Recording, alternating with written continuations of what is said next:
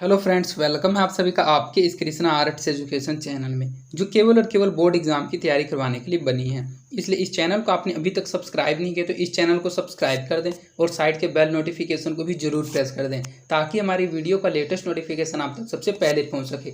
और अगर आपको क्लास 10 के नोट्स और पीडीएफ चाहिए, आपको क्लासेस के नोटिफिकेशन सही समय पर चाहिए, तो आप हमारे टेलीग्राम चैनल को ज्वाइन कर लें। टेलीग्राम चैनल पर जो नोट्स और पीडीएफ आपको दिए जाते हैं वे बिल्कुल मुफ्त में दिए जाते हैं और उनको पढ़कर आप अपने बोर्ड एग्जाम की तैयारी और अधिक अच्छे तरीके से कर सकते हैं। इसलिए आप टेलीग्राम चैनल को जरूर ज्वाइन कर लें। टेलीग्राम चैनल का लिंक डिस्क्रिप्शन में भी दिया हुआ है और आप टेलीग्राम एप्लीकेशन में कृष्णा आर्ट्स एजुकेशन को सर्च करके भी ज्वाइन हो सकते हैं। तो चलिए आज के इस वीडियो में आगे की ओर बढ़ते हैं।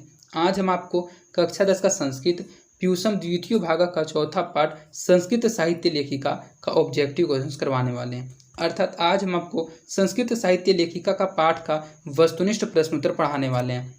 और अगर आपको कक्षा 10 के संस्कृत के प्यूसम द्वितीय भाग के किसी अन्य पाठ के वस्तुनिष्ठ प्रश्न उत्तर, लघुत्तर प्रश्न उत्तर या फिर उस पाठ के हिंदी अर्थ के वीडियो को देखना है, तो आप डिस्क्रिप्शन में दिए गए लिंक संस्कृत संपूर्ण हिंदी अर्थ वस्तुनिष्ठ प्रश्न उत्तर और लघुत्तर प्रश्न उत्तर 2023 के प्लेलिस्ट में जाकर किसी भी पाठ के किसी भी वीडियो को आसानी से देख सकते हैं। तो चलिए बिना देर करते हुए इस वीडियो में हम आपको संस्कृत साहित्य लेखिका का वस्तुनिष्ठ प्रश्न उत्तर पढ़ाते हैं। आप सिर्फ इस वीडियो में लास्ट तक बने हुए रहिएगा, मेरी सभी बातों को माइंड कंसंट्रेट करके समझते हुए चलिएगा। मेरी कोशिश यही रहेगी कि इस वीडियो में हम आपको सभी क्वेश्चंस अच्छे से याद करवा दें। हमारा पहला क्वेश्चन है, क्षमाराव किस काल के लेखक हैं?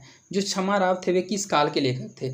ए आधुनिक काल के, बी मध्य काल के, सी प्राचीन काल के या फिर डी उपयुक्त किसी भी काल के नहीं। तो जो पंडिता क्षमाराव थे वे आधुनिक काल के लेखक हैं। तो इसका सही आंसर ऑप्शन नंबर ए हो जाएगा। क्षमाराव किस काल के लेखक हैं? तो क्षमाराव आधुनिक काल के लेखक हैं।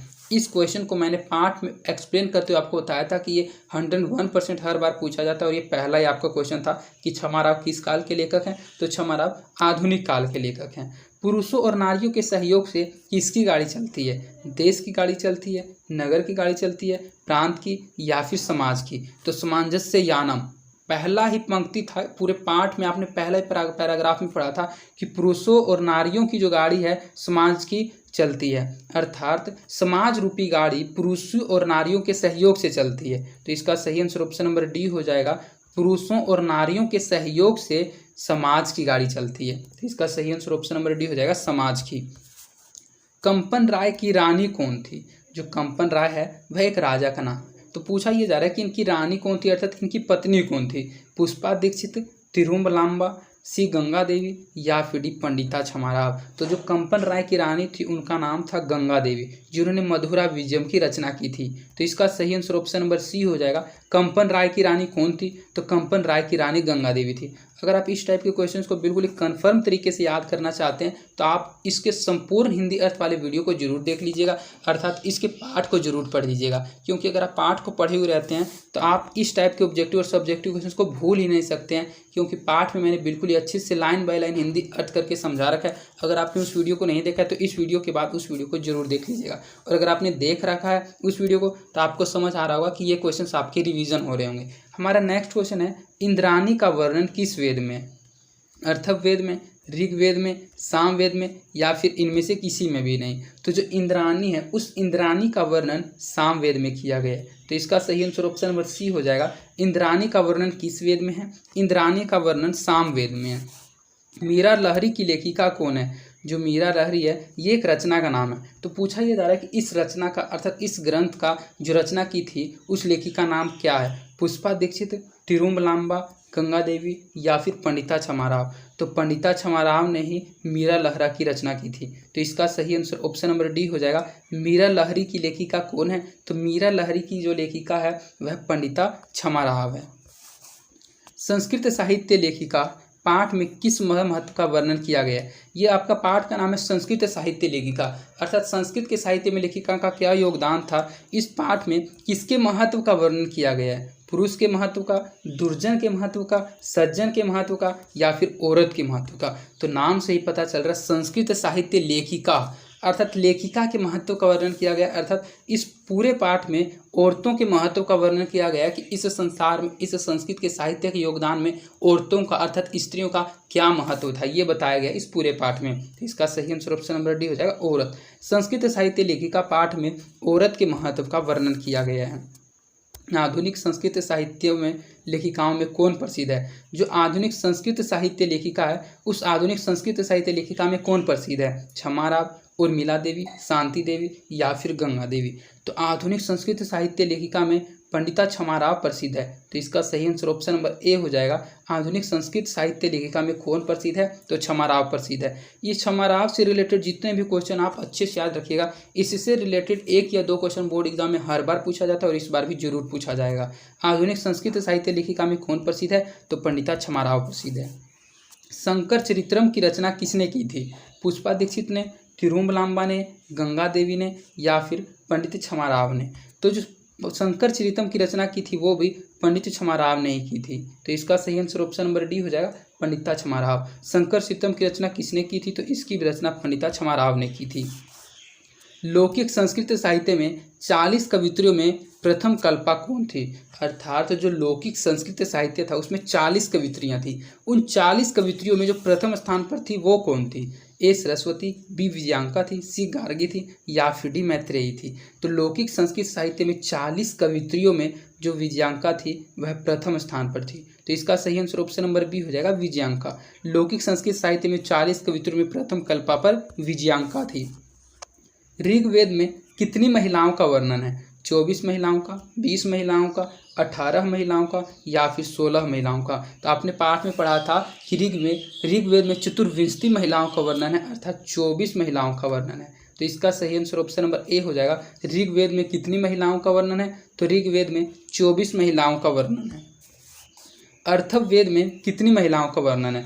इन दोनों वेदों में आप याद रखिएगा कि ऋग्वेद में जो 24 महिलाओं का वर्णन है और अर्थववेद में कितने महिलाओं का वर्णन है? 7 का, 5 का, 6 का या फिर 8 का? तो अर्थववेद में कुल 5 महिलाओं का वर्णन है। तो इसका सही आंसर ऑप्शन नंबर बी हो जाएगा, 5। इन दोनों क्वेश्चन को आप अच्छे से याद रखिएगा। ऋग्वेद में कितनी महिलाओं का वर्णन है? तो ऋग्वेद में 24 महिलाओं का वर्णन है और अर्थववेद में कितने महिलाओं का वर्णन है? तो अर्थववेद में 5 महिलाओं का वर्णन है। आप कंफ्यूज नहीं होइएगा, बिल्कुल अच्छे से याद रखिएगा। वैसे तो ऑप्शन ही अलग दिया हुआ रहता है, उसका ऑप्शन जो रहता है वह 20 प्लस रहता है और इसका जो ऑप्शन रहता है वह 10 से लो रहता है, अर्थात 10 से कम रहता है। तो इससे आप अंदाजा लगा सकते हैं कि अर्थववेद में कुल 5 महिलाओं का वर्णन रहता है और ऋग्वेद जो होता है उसमें 24 महिलाओं का वर्णन रहता है।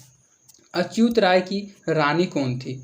इंद्राणी, गंगा देवी, उर्वशी या फिर तिरुमलांबा? तो जो अच्युत राय थे उस अच्युत राय की रानी का नाम था, अर्थात उनकी पत्नी का नाम था तिरुमलांबा। तो इसका सही आंसर ऑप्शन नंबर डी हो जाएगा, तिरुमलांबा। अच्युत राय की रानी कौन थी? तो अच्युत राय की रानी तिरुमलांबा थी। किस युग में मंत्रों की दर्शिका न केवल ऋषि बल्कि ऋषिका भी थी? सामंत युग में, कलियुग में, वैदिक युग में या फिर सतयुग में? तो किस युग में मंत्रों की दर्शिका न केवल ऋषि बल्कि ऋषिका भी थी? वह वैदिक युग में थी। तो इसका सही आंसर ऑप्शन नंबर सी हो जाएगा, वैदिक युग।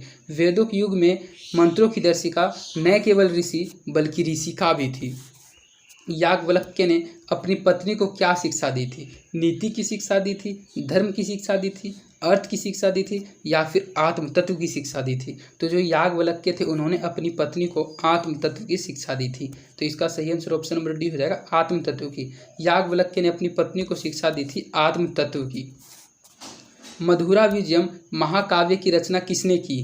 पुष्पा दीक्षित ने, तिरुमलांबा ने, गंगा देवी ने या फिर पंडिता क्षमाराव ने? तो जो मधुरा विजयम है ये एक महाकाव्य का नाम है और पूछा ये जा रहा है कि इस मधुरा विजयम महाकाव्य की रचना किसने की थी? तो मधुरा विजयम महाकाव्य की रचना की थी गंगा देवी ने।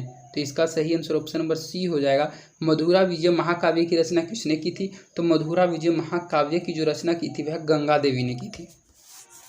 वृद्ध अंबिकाप्रिय ने सहकाव्य की रचना किसने की थी? पुष्पा दीक्षित ने, तिरुमलांबा ने, गंगा देवी ने या फिर पंडित क्षमाराव ने? तो जो वृद्ध अंबिकाप्रिय ने थी इस महाकाव्य की रचना अर्थात इस सहकाव्य की रचना तिरुमलांबा ने की थी। तो इसका सही आंसर ऑप्शन नंबर बी हो जाएगा, तिरुमलांबा। दोनों महाकाव्यों को आप याद रखिएगा। एक था मधुरा विजयम जो इससे पहले क्वेश्चन में आपने पढ़ा, मधुरा विजयम महाकाव्य की रचना की थी गंगा देवी ने और वृद्ध अंबिकाप्रिय ने महाकाव्य की रचना की थी तिरुमलांबा ने। तो इन दोनों क्वेश्चन में डिफरेंस याद रखिएगा। जनक की सभा में शास्त्रार्थ कुशली कौन विदुषी रहती थी? अर्थात जनक की सभा में जो शास्त्रों में कुशल एक विदुषी थी उस विदुषी का नाम क्या था? ए पुष्पा दीक्षित, बी गार्गी, सी गंगा देवी और डी पंडित क्षमाराव? तो जनक की सभा में कुल 2 शास्त्रार्थ कुशली विदुषी रहती थी, पहली का नाम था गार्गी और दूसरी का नाम था वाग्चनवी। तो दोनों का आपस में चर्चा किया था, एक थी वार्गी और दूसरी थी वाग्चनवी। तो इसमें ऑप्शन में सिर्फ और सिर्फ एक ही दी हुई है, गार्गी। तो इसका सही आंसर ऑप्शन नंबर बी हो जाएगा, गार्गी। जनक की सभा में शास्त्रार्थ कुशली कौन विदुषी रहती थी? तो गार्गी विदुषी रहती थी। तो इस प्रकार आपके इस पार्ट के 17 ऑब्जेक्टिव क्वेश्चंस कंप्लीट करा दिए गए, जो एग्जाम के दृष्टिकोण से मोस्ट इंपॉर्टेंट क्वेश्चंस थे और बोर्ड एग्जाम में पूछे जाने वाले क्वेश्चंस थे। और अगर आपको इसका आंसर सहित पीडीएफ चाहिए तो आप हमारे टेलीग्राम चैनल को ज्वाइन कर लें। और अगर आपको यह वीडियो पसंद आई है तो आप इस वीडियो को अपने दोस्तों के भी ज़्यादा से ज़्यादा शेयर कीजिएगा और आप मेरी वीडियोस को लाइक भी जरूर कर दीजिएगा, जिससे मेरा मोटिवेशन बना हुआ रहता है। और अगर आपने अभी तक इस चैनल को सब्सक्राइब नहीं किया तो इस चैनल को सब्सक्राइब कर दें और साइड के बेल नोटिफिकेशन को प्रेस कर दें। और वीडियो कैसी लगी या फिर अपना कोई फीडबैक या सलाह मुझे तक पहुंचाना चाहते हैं तो आप कमेंट के माध्यम से अपनी समस्याओं को, अपनी फीडबैक को मुझ तक पहुंचा सकते हैं। मैं जल्द से जल्द आपके कमेंट के रिप्लाई देने का कोशिश करूँगा। और अगर आपने इस पार्ट के हिंदी अर्थ वाले वीडियो को नहीं देखा है तो आप इस पार्ट के हिंदी अर्थ वाले वीडियो को जरूर देख लीजिएगा, क्योंकि अगर आप पार्ट को अच्छे से समझ लेते हैं तो आपसे एक भी ऑब्जेक्टिव या सब्जेक्टिव क्वेश्चन ऐसा नहीं रहेगा जो कि नहीं बनेगा। तो आज के लिए इतना ही, धन्यवाद। मिलते हैं आपसे किसी अन्य इंपॉर्टेंट वीडियो में।